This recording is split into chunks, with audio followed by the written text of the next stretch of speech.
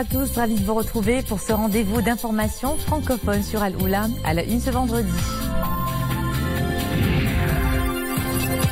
À la mosquée Ar-Redouane à Salé, Sa Majesté le roi Amir al-Mu'minin accomplit la prière du vendredi. Et au siège de la SNRT, Amir al-Mu'minin procède au lancement de Ad-Durous al-Hadithia, causerie de la radio Mohammed VI du Saint-Coran sur Al-Hadith al-Sharif. Le déploiement effectif et opérationnel de la stratégie des énergies renouvelables au centre d'une séance de travail présidée hier par Sa Majesté le Roi au Palais Royal de Rabat. Et à Salé, le souverain a présidé hier la cérémonie de lancement officiel des travaux de construction de la tour Mohammed VI, la plus haute du continent, 250 mètres et un budget prévisionnel de 4 milliards de dirhams.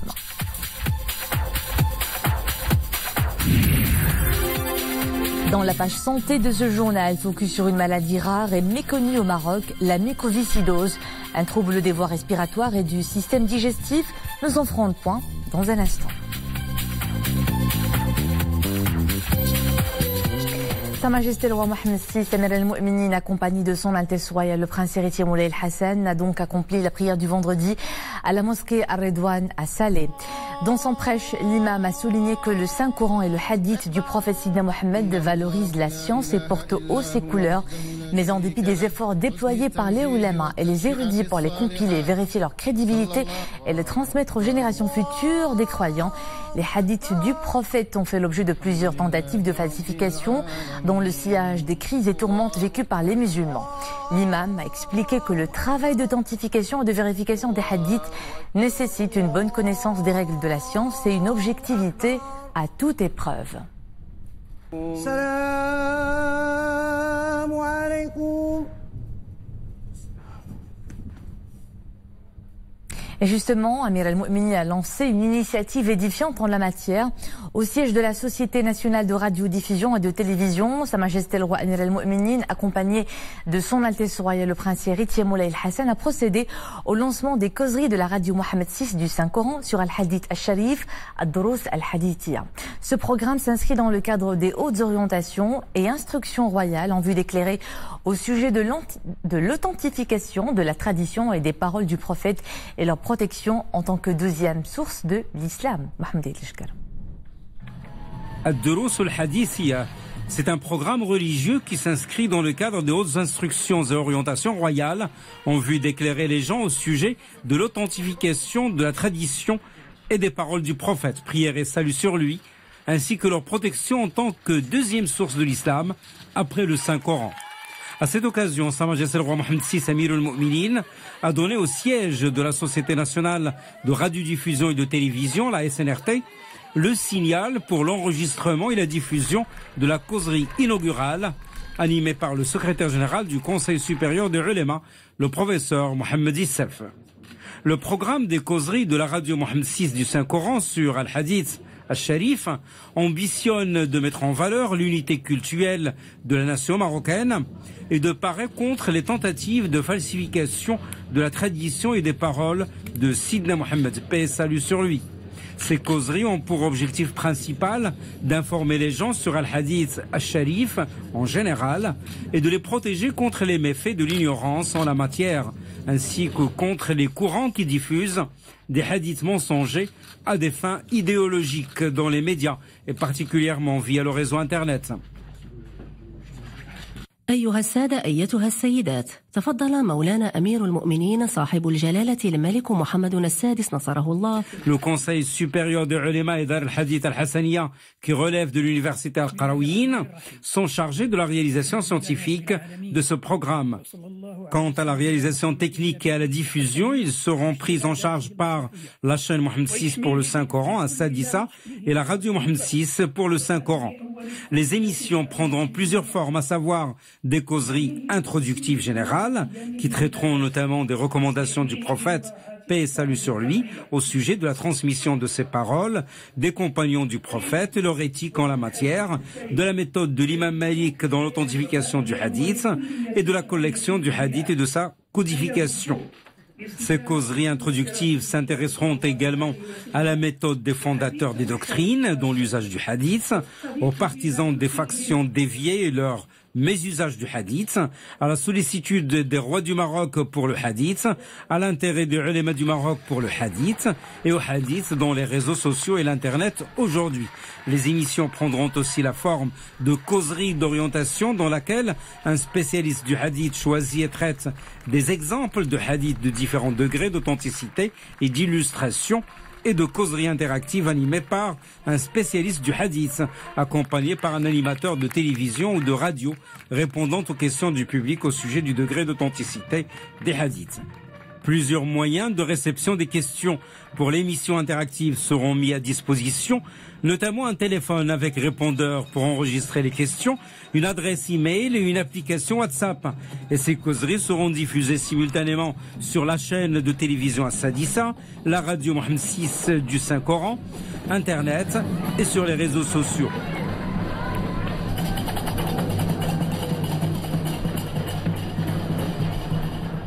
Au Palais Royal de Rabat, Sa Majesté le Roi Mohamed VI a présidé hier une séance de travail dédiée au déploiement de la stratégie des énergies renouvelables. Un communiqué du cabinet royal indique que cette séance de travail s'inscrit dans le cadre du suivi régulier par le souverain du déploiement effectif et opérationnel de ces énergies. Souad Anachad pour le développement. Cette séance de travail s'inscrit dans le cadre du suivi régulier par le souverain du déploiement effectif et opérationnel des énergies renouvelables. L'année 2018 a été ainsi marquée par la concrétisation des objectifs conformément au calendrier arrêté lors de la précédente réunion de travail présidée par Sa Majesté le Roi en avril dernier, notamment la mise en exploitation de l'ensemble du complexe solaire Nour Ouarzazate, 580 MW qui, avec la synchronisation réussie de la tour Nour Ouarzazate 3, consacre sa position du plus grand complexe multitechnologique solaire en opération au monde. Ont été également achevées les centrales solaires Nour Layoun 1 et Nour Boujdour 1 pour une capacité cumulée de 100 MW. Ces deux centrales ont été réalisées dans le cadre d'un schéma de financement innovant ayant eu recours à la première émission obligataire verte au Royaume. Ces centrales, qui font partie des premiers projets initiés dans le cadre du nouveau modèle de développement des provinces du Sud promu par Sa Majesté le Roi, ouvrent la voie à davantage de progrès au bénéfice des populations et des acteurs économiques locaux. Cette séance de travail a été par ailleurs l'occasion pour le président de Mazen de présenter au souverain les éléments du calendrier de la réalisation du programme Nour PV2 et des travaux de construction des centrales solaires du complexe solaire Nour Midelt, qui apporte, grâce à l'hybridation des technologies solaires, thermiques et photovoltaïques, une réponse optimisée aux besoins de la pointe du réseau national. S'agissant des projets éoliens, Sa Majesté le Roi a pris connaissance de l'avancement global du programme éolien intégré, ainsi le lancement des travaux de construction du parc éolien de Midelt, 180 MW, et celui de Teza, pour une première phase de 100 MW, est prévue pour le premier semestre 2019. L'année 2019 connaîtra également le lancement du projet de repowering du parc éolien de Koudial Beda, premier projet éolien développé au Maroc et mis en exploitation en 2000 par l'ONE. Ce projet de repowering, qui consiste à porter la capacité du parc de 50 à 120 MW, permettra de tirer avantage des derniers progrès technologiques en la matière et d'améliorer la valorisation du gisement éolien dont disposent les provinces du nord du Royaume. Une telle démarche constitue une première en Afrique et dans la région MENA. À l'issue de cette réunion, Sa Majesté le Roi a donné ses hautes instructions afin de réviser à la hausse les ambitions initialement projetées en matière d'énergie renouvelable, qui sont ainsi appelées à dépasser l'objectif actuel de 52% du mix électrique national à l'horizon 2030. À cet effet, le souverain a donné ses hautes orientations au chef du gouvernement en vue de densifier et encourager la force d'exemplarité de l'administration publique, et ce à l'instar des mesures édictées lors du discours royal du 20 août dernier. Les bâtiments publics devront montrer l'exemple en recourant autant que possible aux énergies renouvelables, en maximisant ainsi l'efficacité énergétique et réalisant des économies significatives. De même, le souverain a souligné la nécessité d'adopter un programme intégré additionnel visant à adosser à toutes les stations de dessalement d'eau programmées des unités de production d'énergie renouvelable permettant de leur assurer une autonomie et des économies énergétiques, et ce en s'appuyant prioritairement sur les gisements disponibles à proximité des stations, à l'instar de l'éolien d'Akhla, voire même l'exploration de nouvelles sources d'énergie telles que la transformation énergétique des déchets, la biomasse, dans les grandes métropoles comme l'agglomération de Casablanca.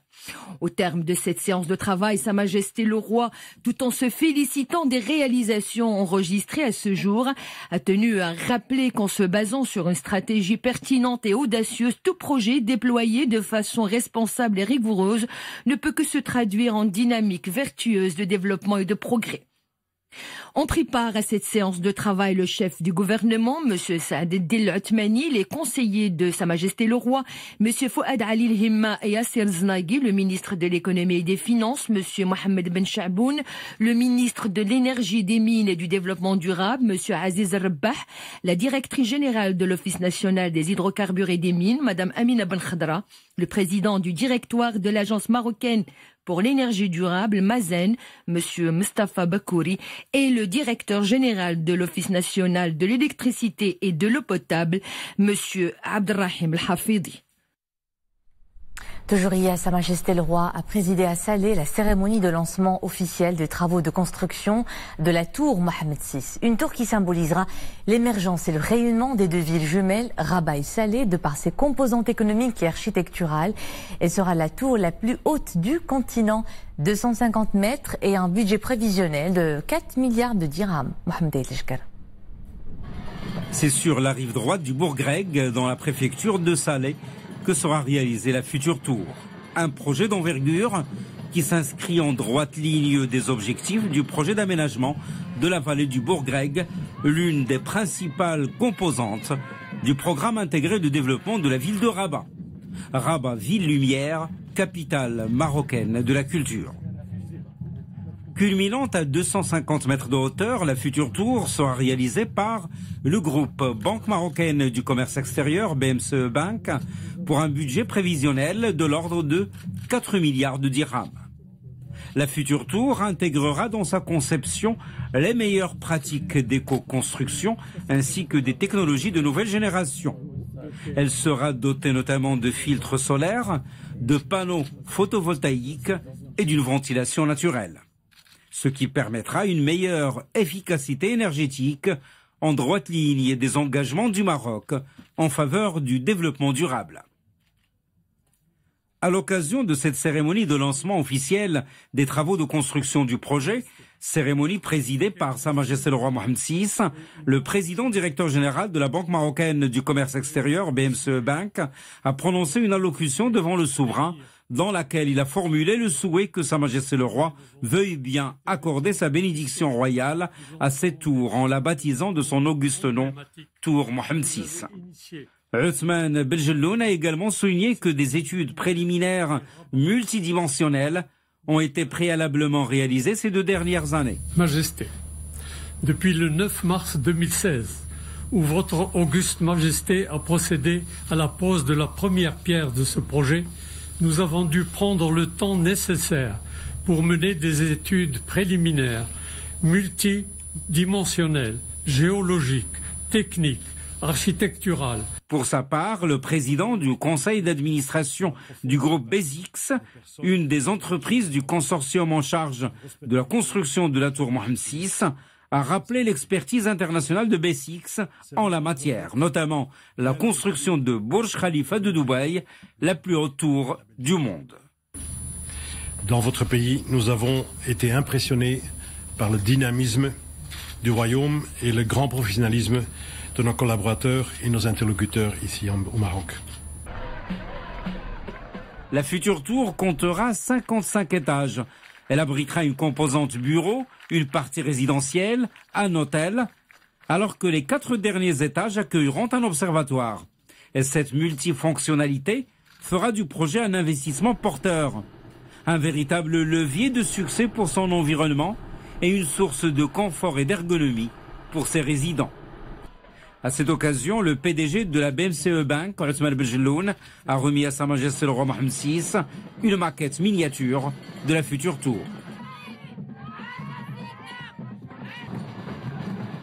Les travaux de réalisation de ce projet vont durer 3 à 3 ans et demi. À Nouakchott, le ministre des Affaires étrangères et de la coopération internationale, porteur d'un message de Sa Majesté le roi Mohamed VI, Nasser Bourita a été reçu en audience ce vendredi par le président mauritanien Mohamed Ould Abdelaziz. Dans une déclaration à la presse au terme de cette audience, M. Bourita a indiqué avoir eu l'honneur d'être reçu par son Excellence le président de la République mauritanienne en tant qu'émissaire de Sa Majesté le roi, porteur d'un message du souverain au président mauritanien relatif aux relations bilatérales et à la situation régionale. Nasser Bourita, qui effectue une visite d'une journée en Mauritanie, a ajouté qu'au niveau bilatéral, il existe une volonté commune de créer une forte dynamique dans les relations maroco-mauritaniennes à tous les plans. Il fait état dans ce sens de la volonté commune affichée par les dirigeants des deux pays d'impulser ces relations et les hisser au niveau escompté, eu égard aux liens forts existants entre les deux pays et les deux peuples frères.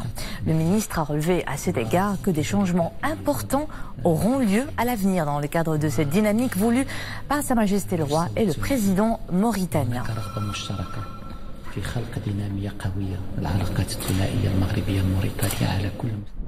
Le froid s'installe, les plans d'urgence aussi. Les zones montagneuses sont bien entendu les plus impactées par les températures négatives. À l'approche de l'hiver, tout un dispositif préventif est mis en place pour pallier aux problèmes dus au désenclavement causé par la neige et les fortes pluies. En tout cas, l'heure est à la vigilance et à l'anticipation. Nous verrons comment dans ce reportage à Chichaoua. Nisri El-Hamdawi. Le centre de santé communal Mjat, dans la province de Chichaoua, est une structure qui dispose de tous les équipements et ressources humaines nécessaires pour prodiguer les soins médicaux à la population locale en cette période hivernale. La délégation du ministère de la Santé s'est mobilisée pour contribuer au désenclavement sanitaire de la population locale, la province de Chichaoua étant difficile d'accès. Nous avons établi tout un programme conçu avant l'arrivée de la vague de froid. Il s'agit d'une feuille de route qui trace les différentes étapes d'intervention sur le terrain afin d'apporter l'assistance nécessaire à la population en cette période de froid. Un comité de veille coordonne ses efforts et établit un diagnostic de la situation sur le terrain pour intervenir efficacement et préserver la population locale des risques liés au mauvais temps. Nous nous attelons à sensibiliser la population avant l'arrivée de la vague de froid et des inondations. La sensibilisation s'opère dans les régions menacées par les catastrophes naturelles. Ici sur le terrain, les gros engins sont de sortie. Objectif, rendre les routes praticables et fluidifier la circulation en cas d'intempéries afin de désenclaver la région. Une première escale de l'actualité internationale en Égypte où 7 personnes ont été tuées et 12 autres blessées dans une attaque qui a visé un bus transportant des chrétiens coptes dans le gouvernorat de Minya dans le sud du Caire. Des ambulances ont également été dépêchées sur les lieux afin de transporter les blessés. La route principale à Deir el-Anba a été fermée conformément aux instructions sécuritaires et les forces de sécurité sont à la poursuite des individus ayant perpétré l'attaque selon des sources sécuritaires. Un vendredi également sanglant en Syrie, au moins 8 personnes dont 5 civils ont été tués et une vingtaine de blessés par des frappes d'artillerie du régime syrien, même si un accord a été conclu pour une trêve dans cette zone. Ces violences sont parmi les plus meurtrières qu'a connu la région ces dernières semaines. Des tirs d'artillerie du régime ont visé depuis tôt ce matin, secteur du sud-est d'Idleb où se trouve notamment la localité de Jar Janas. Et un vendredi relativement calme le long de la frontière entre Israël et Gaza. Les manifestations se sont certes poursuivies, de même que les tirs israéliens faisaient quelques blessés, mais avec les appels au calme qui se sont multipliés cette semaine afin de permettre un accord sur une trêve entre Israël et le mouvement de Hamas, l'intensité des pseudo-heurts de part et d'autre de la clôture érigée par Israël a visiblement baissé. Les manifestations se sont poursuivies ce vendredi pour protester contre le blocus imposé par Tel Aviv. Et sur le plan diplomatique, les efforts égyptiens se poursuivent pour tenter de désamorcer la crise de l'enclavement de Gaza. Une délégation égyptienne était dans l'enclave palestinienne hier pour rencontrer le Hamas. Loin de la région, les migrants centrafricains poursuivent leur marche vers les États-Unis. Une seconde caravane d'environ 2000 personnes qui progressent dans l'état du Chiapas, frontalier avec le Guatemala. Ces caravanes ont déclenché les foudres du président américain Donald Trump qui compte déployer jusqu'à 15 000 soldats à la frontière américano-mexicaine pour tenter d'arrêter ce flux. Donald Trump accuse d'ailleurs le Mexique de ne rien faire pour bloquer les convois de migrants.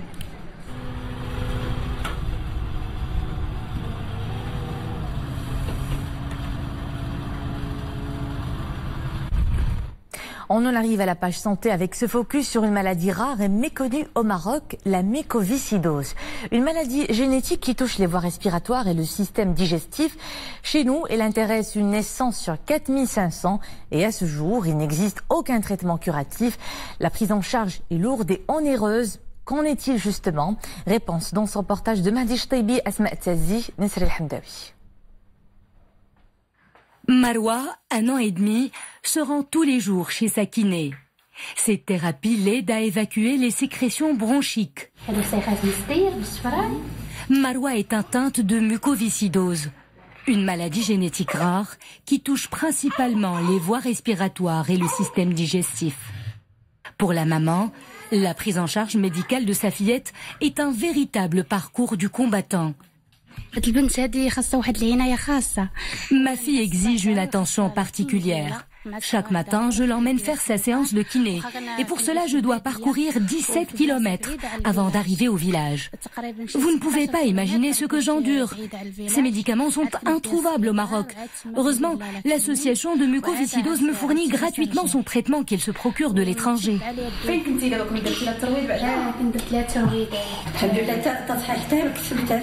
Marwa a été diagnostiquée 9 mois après sa naissance. La mucoviscidose étant une lourde pathologie dont les symptômes se confondent souvent avec d'autres maladies.